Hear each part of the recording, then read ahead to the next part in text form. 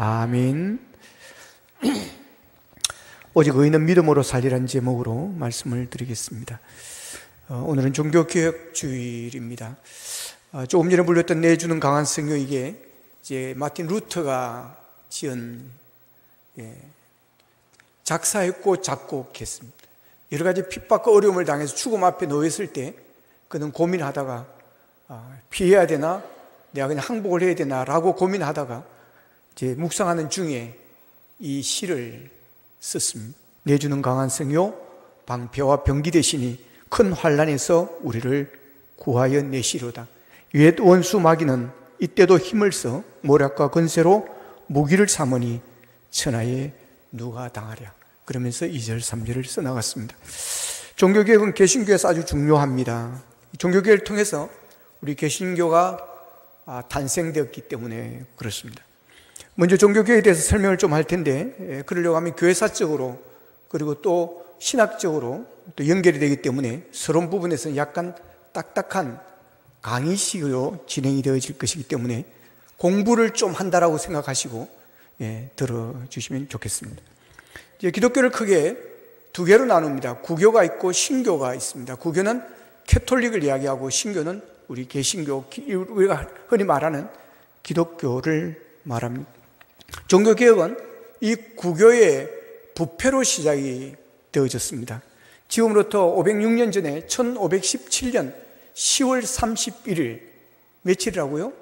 10월 31일. 그래서 10월 마지막 주 이때를 우리 개신교의 탄생일로 보고 종교개혁주일로 이렇게 지키고 있습니다. 그때 이제 가톨릭 신부였던 마틴 루터가 독일 비텐베르크 성당의 정문에다가 95개조의 반박문을 이제 게시를 합니다. 자, 그러면서 이제 종교개혁이 시작이 되어졌습니다. 우리 기독교는 역사적으로 보면 중요한 몇 번의 전기를 맞이했습니다. 초대교회 때는 온갖 핍박과 박해를 받아오면서 지하 동굴에 숨어서 카타콤이라는 곳에 숨어서 예배를 드리고 수많은 순교자들이 나왔습니다. 성령으로 충만한 사도들과 성도들이 복음을 전하면서 당시 로마 제국에까지 기독교가 전파되어집니다. 복음이 로마에 들어갔을 때 엄청난 박해와 핍박을 당합니다. 원형 경기장에서 짐승의 밥이 되기도 하고, 그럼에도 불구하고 복음 전파를 멈추지 않습니다. 계속해서 복음을 순교를 하면서 죽어가면서도 복음을 전했습니다. 그러다가 주 313년에 기적이 일어납니다. 로마의 콘스탄틴 황제가 로마를 기독교 국가로 그렇게 인정을 하고 선포를 합니다. 그 후로 교회는 새로운 정기를 마련하게 됩니다. 숨어서 가정이나 동굴에서 예배를 드리던 사람들이, 교인들이 이제는 어디서든지 자유롭게 예배를 드릴 수 있는 그런 날이 오게 된 것입니다. 그러면서 수많은 사람들이 교회로 몰려옵니다. 교회가 부흥되어지는 것입니다. 그러니까 대형 예배당을 짓지 않을 수 없는 그런 불가피한 상황이 오게 되어집니다. 그러면서 교회가 힘을 가지게 되고, 더 나아가서 교회가 권력을 장악하게 되어집니다. 교황이 왕 위에 있게 되어지는 것입니다. 왕을 교황이 세우는 것입니다. 그러면서 기독교 세상이 되어지는 것입니다. 그러면 기독교가 얼마나 좋겠습니까? 그런 세상이 오면 하나님의 나라가 임하는 것 같은 그런 우리는 꿈을 꾸는 것입니다. 그런데 문제는 교회가 부흥되고 교회가 힘이 됐고 권력을 장악하면서 교회는 서서히 부작용이 일어나기 시작합니다. 그러면서 예배에 심리적인 요소들이 들어오기 시작했고, 마리아 사상을 비롯한 유물 사상들이 들어오기 시작을 했습니다. 그러면서 교회는 부패하기 시작합니다. 예배와 신앙생활이 형식화되고 의식화되어지면서 급기야 동방교회와 서방교회가 예배 양식에 대한 견해 차이로 인해서 1054년에 분리가 되어집니다. 그래서 11세기부터 동유럽을 비롯한 중동 지역에 있는 교회를 동방교회라고 그러고 헬라 정통교회라고 이렇게 부르게 되어집니다. 그리고 로마시를 중심으로 해서, 즉 로마 교황이 다스리는 서로마 제국 안에 있는 교회를 서방교회라고 그러고 그것을 로마 카톨릭 교회라고 그렇게 불리게 되어지는 것입니다. 그 이후에 유럽은 대체로 서방교회, 즉 로마 카톨릭 교회의 지배 아래 있게 되어지면서 여러 암흑의 시기를 맞이하게 됩니다. 그러면서 이 교회가 부패하기 시작하는 것입니다. 부패하되 엄청 너무 부패해버립니다. 교직을 돈으로 매매를 하였고 16세기 초에 와서 면죄부라는 것이 생기기 시작합니다. 사람이 죄 사함을 받으려고 하면 돈을 주고 면죄부를 사야 한다는 것입니다. 돈을 주고 면죄부를 쓰면 죄 사함을 받고 천국 갈 수 있다라고 하는 것입니다. 천국과 이게 죽으면 천국에 가는 중간에 연옥이라는 게 있습니다. 그 연옥을 그치지 않고 바로 간다는 것입니다. 그러니까 돈으로 천국을 가게 되어지는 것입니다. 그런 일을 교황청에서 시작을 감행을 하게 된 것입니다. 마틴 루터 신부는 아무리 생각해봐도 이 면죄부는 아니다라는 생각이 드는 것입니다. 성경을 읽고 또 읽어보지만 면죄부라는 것, 돈을 주고 돈을 내야 죄 사함을 받고 천국에 간다는 이것은 아무리 찾아봐도 없는 것입니다. 그래서 그는 이것은 잘못된 것이라는 생각을 합니다. 그래서 이것은 기독교 본질에서 벗어나는 것이라고 선량하고 무지한 사람들의 재산을 빼앗으려고 하는 교황청의 기반이라는 생각이 들었습니다. 그래서 95개의 조항에 반박문을 쓰는 것입니다.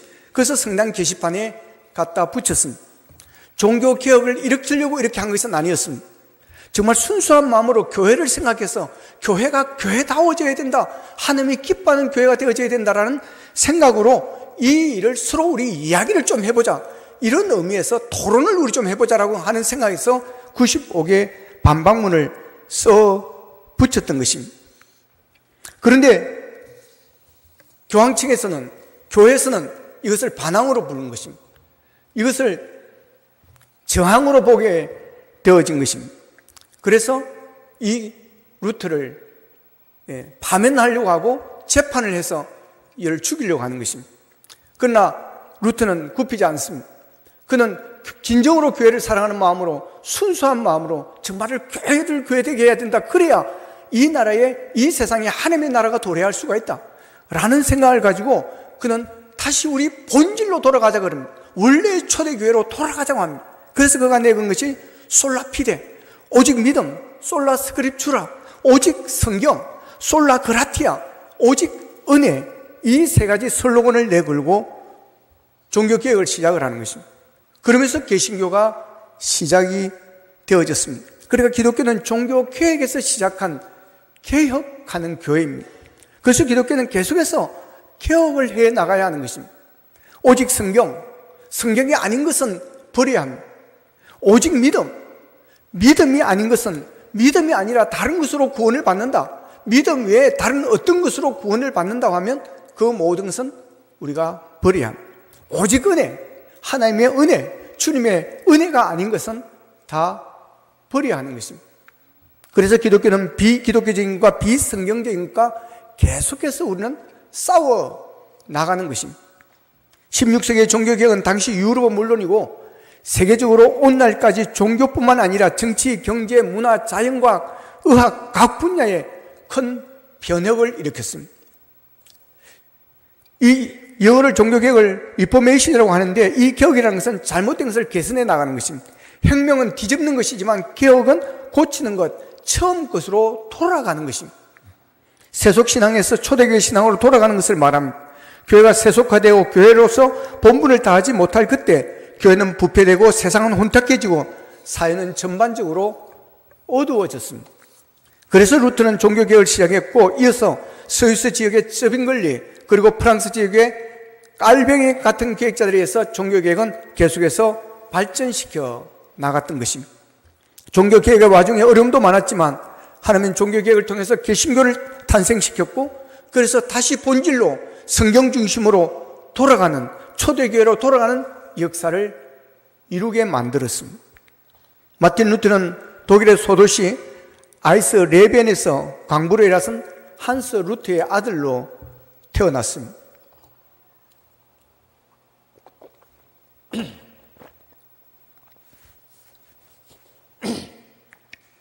그의 부모는 이 아이가 자라서 좀 특수계층의 좀 귀족계급의 그런 법률가가 되기를 원했습니다. 그래서 이 루터도 부모님들의 그 마음을 알고 부모님들의 기대에 어긋나지 않으려고 열심히 공부해서 1505년 엘보트 법과대학에 들어갑니다. 법률을 전공하며 법률가 되기 위해서 준비하는 하는 중에 친구와 함께 이제 여러 가지 이야기를 하면서 길을 걸어가는데 벼락이 떨어져 버린 것입니다. 그래서 같이 조금 전까지 이야기하던 그 친구가 그냥 죽어버린 것입니다. 여기서 인생의 회의를 느끼는 것입니다. 인생이 뭔가? 어디서 와서 어디로 가는가? 우리 인생이 그냥 한순간에 이렇게 되어져 버리는 것인가? 그러면서 그는 모든 것을 내려놓고 수도원으로 들어갑니다. 그는 수도사가 되어서 훈련을 받으면서 수도원이 요구하는 것 그 이상으로 엄격하게 자신을 통제한, 그러니 모범 수도사가 되는 것입니다. 그는 자기 통제를 통해서 구원을 얻으려고 했지만 늘 좌절합니다. 그리고 대학 교수가 되어서 강의를 하면서도 여전히 자신의 죄 문제 때문에 마음에 평안이 없는 것입니다. 그는 죄사함을 얻기 위해서 회개하는 마음으로 로마 스칼라 산타 성당에 그 빌라도 계단이라는 게 있는데 그 계단을 무릎으로 꿇고 올라가는 것입니다. 그러면서 고행을 합니다. 무릎에 피가 철철 흐릅니다. 그럼에도 불구하고 내 주 속에 있는 죄성은 사라지지 않고 여전히 그것이 남아있는 것입니다. 마음으로 시기하고 불평하고 원망하고 유혹에 흔들리는 이런 일들이 그의 평화를 빼앗아갔습니다. 그때 그에게 주신 하나님의 말씀이 오늘 본문 말씀입니다. 본문 16절 17절 내가 복음을 부끄러워하지 않으니 이 복음은 모든 믿는 자에게 구원을 주시는 하나님의 능력이 됩니다. 먼저는 유대인에게요 그리고 헬라인에게로다. 복음에는 하나님의 의가 나타나서 믿음으로 믿음에 이르게 하나니 기록된 바 오직 의인은 믿음으로 말미암아 살리라. 함과 같으니라. 자, 이 말씀을 통해서 이 루터는 구원은 면죄부가 아니라 오직 복음이다라는 것입니다. 오직 믿음으로라는 것입니다. 이 복음은 모든 믿는 자에게 구원을 주시는 하나님의 능력이 됩니다. 오직 의인은 믿음으로 말미암아 살리라. 사도행전 16장 3절에도 보면 주 예수를 믿으라 그리하면 너와 내 집이 구원을 얻으리라 그랬고, 로마서 10장 9절 10절에도 보면 네가 만일 내 입으로 예수를 주로 시인하며 또 하나님께서 그를 죽은 자 가운데서 살리신 것을 내 마음에 믿으면 구원을 받으리라. 요한복음 1장 12절에서 영접하는 자 곧 그 이름을 믿는 자들에게는 하나님의 자녀가 되는 권세를 주셨다고 했습니다. 구원에 대한 하나님의 처방에는 솔라피데 오직 믿음인 것입니다. 구원은 하나님께서 모두 믿는 자에게 주어진다고 하는 것입니다. 믿으면 끝나는 것입니다. 성경 어디를 살펴봐도 이 길밖에 없습니다. 다른 조건이 없고 다른 처방이 없고 다른 길이 없습니다. 이게 바로 복음입니다. 예수 그리스도를 믿는 것, 영접하는 것, 그 사람에게 하나님께서 구원의 은총을 베푸신다. 이것이 복음이요, 이것이 바로 기쁜 소식인 줄로 믿습니다. 그러나 타락한 인간이 얼마나 간사한지 모릅니다. 너무 쉬우니까 이상하다는 것입니다. 뭔가 여기에 더 있어야 될 것 같다는 것입니다. 그래서 선행도 조금 있어야 되는 것 아닌가, 봉사도 좀 있어야 되는 것 아닌가, 충성도 좀 있어야 되는 거 아닌가, 열심도 좀 있어야 되는 거 아닌가, 헌금도 좀 있어야 되는 것 아닌가라는 이런 생각을 하면서 뭔가 보태고 싶은 게 타락한 인간들의 본성이라고 하는 것입니다. 그렇게 보태면 그럴듯하고 논리적이고 합리적이고 좋아 보인다는 것입니다. 그럴 때 보인다는 것입니다. 그것을 이용하는 것이 바로 이단인 것입니다. 그래서 교주가 생기는 것입니다. 교주에게 잘해야 되고 교주에게 잘 섬겨야 되고 교주에게 충성을 해야 상급이 있고 구원을 받는다고 하면 말도 안 되는 소리 같은데 사람들은 그쪽으로 빠져들어간다는 것입니다. 왜냐하면 뭔가를 해야 될 것 같다는 생각이 들기 때문에 그렇습니다. 이단은 이런 것을 이용합니다. 여러분 속지 마시기를 바랍니다. 오직 성경으로 우리가 돌아가야 될 줄로 믿습니다. 여러분 기억하십시오. 99%는 하나님의 은혜, 1%는 내 선행이 아닙니다. 100% 하나님의 은혜입니다. 99%는 믿어야 되고 1%는 내 선행이 보태진다가 아닙니다. 100% 믿음으로 구원을 받습니다. 구원받는 길은 하나밖에 없습니다. 오직 예수 그리스도밖에 없습니다. 요한복음 14장 6절에서 내가 길이요 진리요 생명이니 나로 말미암지 않고는 아버지께로 갈 자가 없느니라. 나로 말미암지 않고는 예수 그리스도를 영접하고 그리스도를 믿는 것, 그 외에는 다른 길이 없다고 하는 것입니다. 사도행전 4장 12절에서는 다른 이로서는 구원을 얻을 수 없나니 받을 수 없나니 천하 사람 중에 구원을 받을 만한 다른 이름을 우리에게 주신 것이 없음이라 그랬습니다. 여러분 이 말씀을 믿으시기를 바랍니다. 이 말씀을 붙드시기를 바랍니다. 여러분이 이단에 속지 마시기를 바랍니다. 교주에게 속지 마시기를 바랍니다. 오직 예수 그리스도 그분밖에는 없는 줄로 믿으시기를 바랍니다. 여기에는 차별이 없습니다. 제한도 없습니다. 국경도 없습니다. 헬라인이나 유대인이나 지식이나 야만인이나 히브리나 이방인이나 여러분 차별이 없습니다. 얼마나 귀한 은혜입니까, 여러분? 세상에서는 다른 데서는 차별을 둡니다, 여러분. 그리고 선행을 해서 뭔가를 준다고 할 때는 차별을 두는 것입니다. 그래서 이단들에 가면 차별을 둡니다, 여러분. 그러나 예수 안에서는 차별이 없습니다. 할렐루야. 주님 앞에 용서가 있습니다. 주님 안에 구속함이 있습니다. 예수를 믿음으로 하나님의 자녀가 되는 권세가 있습니다. 거대한 바위도 물에 가라앉습니다. 그러나 여러분 모래알도 물에 가라앉습니다. 큰 죄인만 죄인이 아니라 여러분 작은 죄가 있다도 그 죄도 여러분 심판을 받는 것입니다.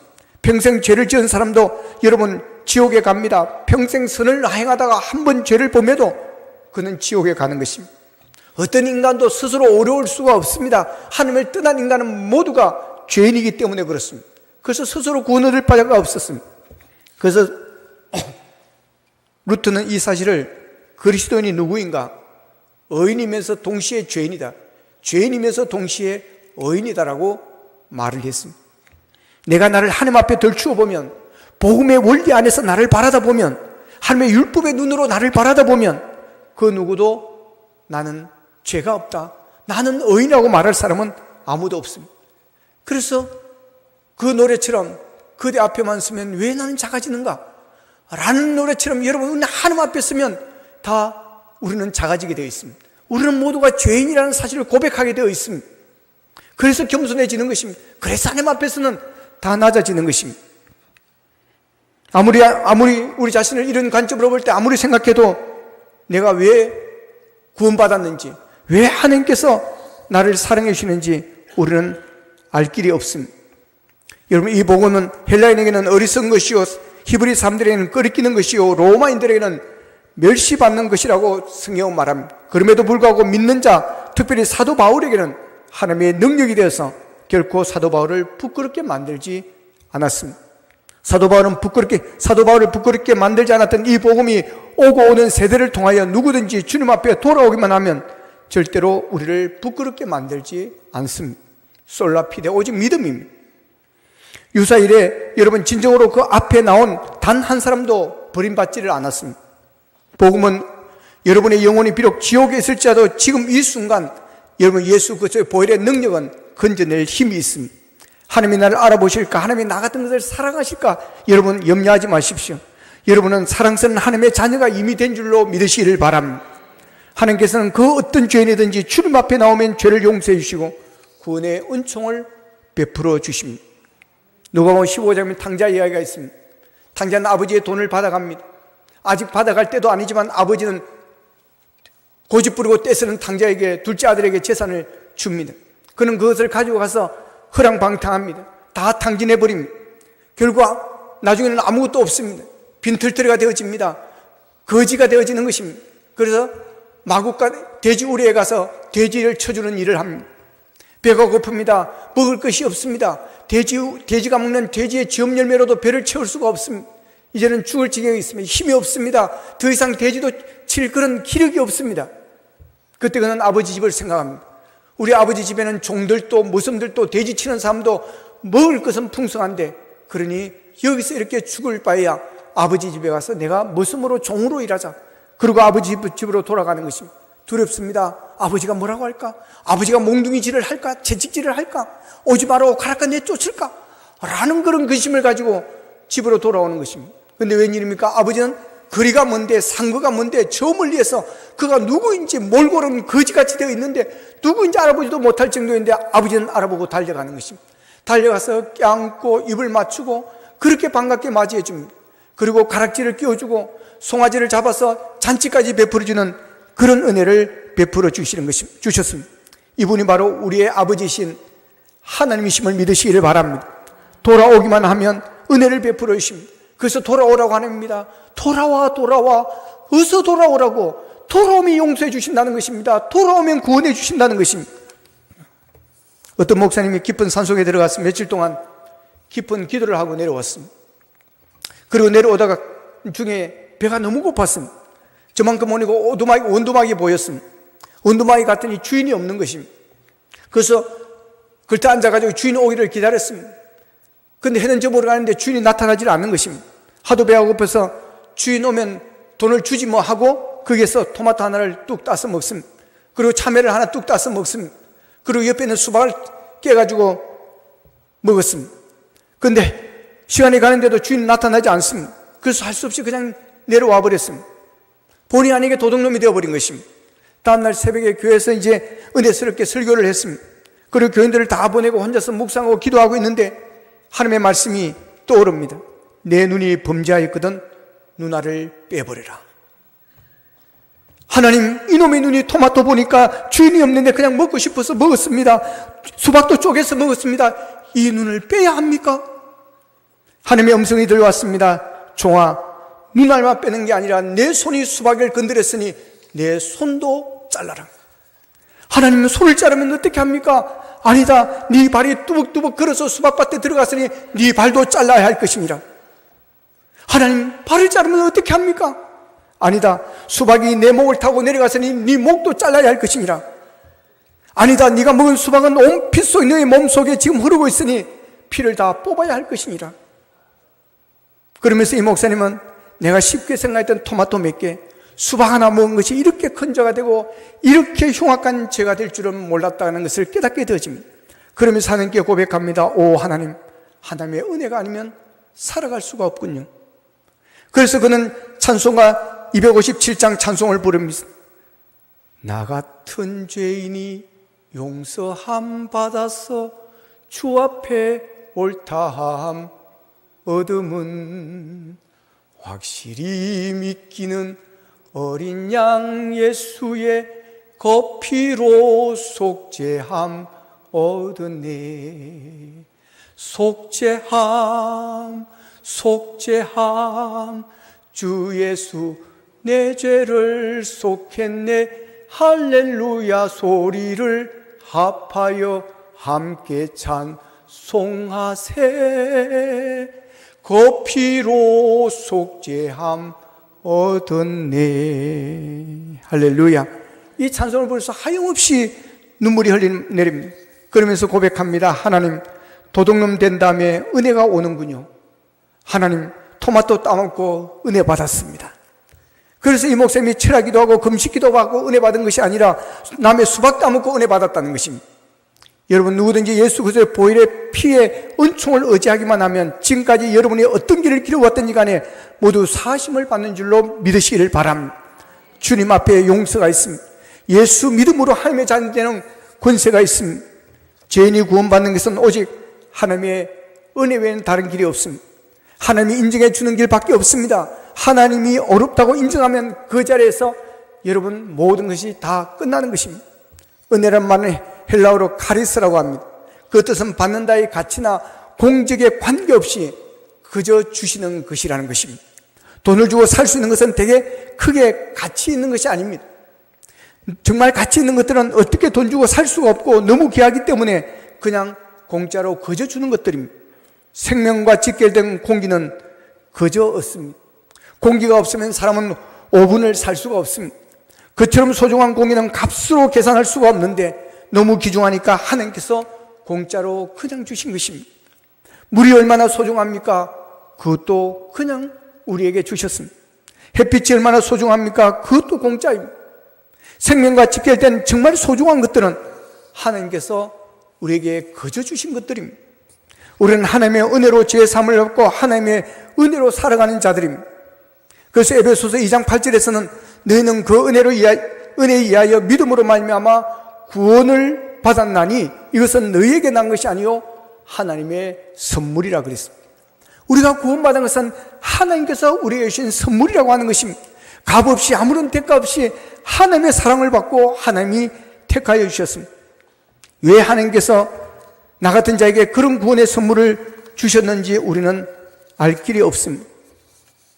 그래서 우리는 이렇게 찬양합니다. 310장에 보면 하나님의 은혜로 있을 데 없는 자 왜 구속하여 주는지 난 알 수가 없도다. 내가 믿고 또 어지하면 내 모든 형편 잘 아시는 주님 늘 돌보아 주실 것을 나는 확실히 아네. 왜 내게 성령 보내셔서 내 마음을 감동시켜 주 예수 믿게 하는지 난 알 수가 없도다. 내가 믿고 또 내 의지하면 내 모든 형편을 잘 하시는 주님 늘 돌보아 주실 것을 나는 확실히 아네. 어릴 적에는 내가 열심히 교회 다니니까 내가 그냥 열심히 믿으니까 라고 생각을 했습니다. 그러나 지나고 보니 하나님의 은혜였습니다. 하나님의 선물이었습니다. 유치부 때부터 지금까지 살아오면서 한 번도 주일날 어디 가보고 싶고 주일 예배 안 드리고 어디 놀러 가보고 싶은 난 단 한 번도 한 적이 없습니다. 그래서 어려서부터 그냥 열심히였습니다. 아동부 때부터 열심히였습니다. 그러다 보니까 중등부 때는 중등부 회장을 시키고 고등부 때는 고등부 회장을 시키고 청년부 때는 청년부 회장을 시키고 장신대 갔더니 또 학부에서는 과 대표 졸업위원장을 시키고 또 신대원 가더니 하우에 회장하라고 막 옆에서 밀고 그냥 주님만 바라보고 주님만 달려온 세월 생각해 봤더니 내가 열심으로 내가 좋아서 다닌 것이 아니라 하나님의 은혜였다는 것입니다. 하나님이 주신 선물이었다는 것입니다. 여러분, 우리에게 하나님께서 그런 선물을 주신 줄로 믿으시기를 바랍니다. 정말 우리는 감사해야 되는 것입니다. 그렇습니다. 이 쓸데없는 자 왜 구속하여 주는지 알 수가 없고 왜 내게 성령 주셔서 내 마음을 감동해 예수 믿게 해주시는지 정말 우리는 알 수가 없습니다. 은혜 아니고는 해석할 수가 없습니다. 은혜가 아니고는 일어날 수가 없는 일입니다. 은혜가 아니면 우리가 구원을 받을 자가 없고 은혜 아니면 우리가 살아갈 수가 없습니다. 그래서 오늘 이런 찬양을 합니다. 은혜 아니면 살아갈 수가 없네. 호흡마저도 다 주의 것이니 세상 평안과 위로 내게 없어도 예수, 오직 예수뿐이네. 모든 것이 은혜, 은혜, 은혜, 한없는 은혜, 내 삶에 당연한 것 하나도 없었던 것을 모든 것이 은혜, 은혜였소. 할렐루야. 그렇습니다. 여러분, 모든 것이 은혜, 은혜, 은혜, 한없는 하나님의 은혜였음을 믿으시기를 바랍니다. 우리의 삶에 당연한 것 하나도 없습니다. 우리가 구원받은 것 절대로 당연한 것 아닙니다. 하나님의 은혜입니다. 솔라 그라티아, 오직 은혜입니다. 여러분. 그러기에 우리는 감사해야 되는 것입니다. 그러기에 우리는 교만할 수가 없습니다. 자랑할 것이 없는 것입니다. 우리가 자랑할 것이 있다면 사도 바울의 자랑이 우리의 자랑이 될 것입니다. 오직 예수 그리스도, 예수 그리스도만이 우리의 자랑이 되어야 될 것입니다. 종교개혁주를 맞이하면서 우리 모두가 종교개혁 정신으로 돌아갔으면 좋겠습니다. 본질로 돌아가자는 것입니다. 솔라 피데, 오직 믿음으로, 솔라 스크립추라, 오직 성경으로, 솔라 그라티아, 오직 은혜. 솔라 스크립추라, 오직 성경입니다. 우리의 신앙이 오직 말씀 중심이 되어지기를 바랍니다. 말씀을 붙드시기를 바랍니다. 그러면 말씀이 여러분을 복된 길로 인도하여 주실 줄로 믿습니다. 솔라 피데, 오직 믿음입니다. 믿음을 달라고 기도하시기를 바랍니다. 오직 의인은 믿음으로 말미암아 산다 그랬습니다. 여러분이 다른 것 자랑보다 여러분 믿음이 좋은 사람이라는 이런 칭찬을 받기를 축복합니다. 솔라그라티아, 오직 은혜입니다. 은혜를 사모하십시오. 은혜를 갈망하십시오. 그래서 주의 은혜가 강물처럼 흘러넘치는 여러분들의 삶이 되기를 주님의 이름으로 축원합니다. 기도하겠습니다. 말씀 붙들고 우리 함께 기도하겠습니다. 하나님, 우리의 신앙이 종교개혁 신앙으로 돌아가기를 원함, 본질로 돌아가기를 원함. 우리는 교회 와서 본질이 아닌 것으로 시험을 받고, 본질이 아닌 것 때문에 싸우고, 본질이 아닌 것 때문에 넘어질 때가 많습니다. 하나님, 본질로 돌아가게 하옵소서. 솔라 피데, 솔라 스크립추라, 솔라 그라티아, 오직 믿음으로, 오직 말씀으로, 오직 은혜로 아버지 하나님 이것을 붙들기를 원합니다. 믿음이 좋은 사람 되게 하여 주옵소서. 믿음으로 살게 하여 주시옵소서. 아버지 하나님의 말씀을 붙들게 하시고 말씀을 사랑하게 하시고 말씀의 인도하심을 받게 하여 주옵소서. 은혜를 사모합니다. 은혜를 갈망합니다. 주여 목마릅니다. 은혜로 채워 주시어서 아버지 하나님 복된 주의 길을 걸어가게 하시고 승리할 수 있도록 도와주시옵소서. 다 같이 기도드리겠습니다. 살아계신 아버지 하나님 감사합니다. 아버지 하나님,